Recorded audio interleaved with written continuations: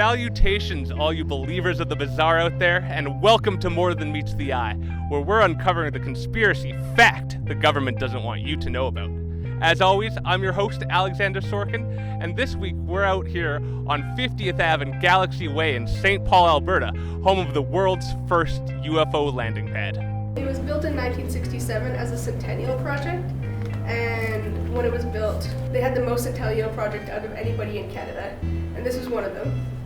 So they just wanted to create something to bring tourists to St. Paul. I think they just had a lot of sightings in the area, crop circles, cattle mutilation, stuff like that.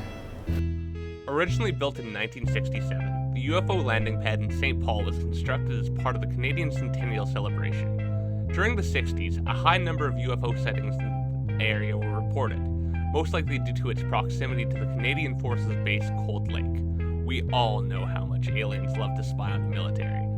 This, along with the urge to set the town apart, led the residents to build the landing pad, and some years later in the 90s, a UFO-shaped tourist information center was added. The large pad is constructed with over 130 tons of concrete to make sure it can withstand the thrusters of the most advanced alien aircraft, and embedded in its back wall is a map of Canada's provinces created from the stones gathered in each province. Just below the landing pad is also a time capsule set to be opened on the 100th anniversary of the landing pad's construction. The presence of the landing pad seems to have rubbed off on the rest of the community as well, with a large portion of the town openly embracing their extraterrestrial brethren. From a place to stay to a bite to eat, any ET lucky enough to land in St. Paul is sure to be comfortable. But maybe, like me, you're looking for something a bit more substantial. Some evidence of alien life. Well, they have you covered there as well. Over the last 60 years, the folks at the landing pad have been compiling a binder chock full of UAP sightings from around Alberta.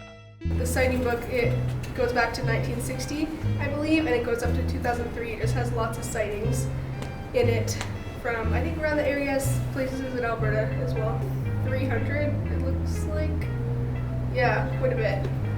As of yet, no landings have been caught on film, but many of the town's residents, including former mayors, believe that alien crafts have landed around the area. Have you ever seen anything I haven't, strange? My dad has. He saw a big black triangle. He was in Calgary, and it came down right above his head. It was pretty freaky.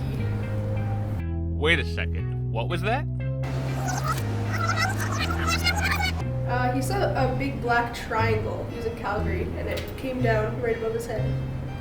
It was pretty freaky. I feel like I've heard about something like that before.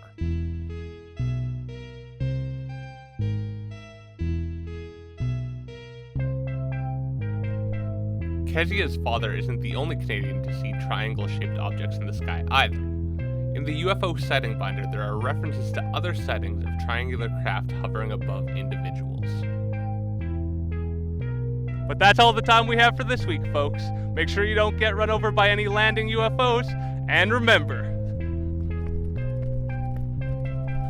there's more than meets the eye.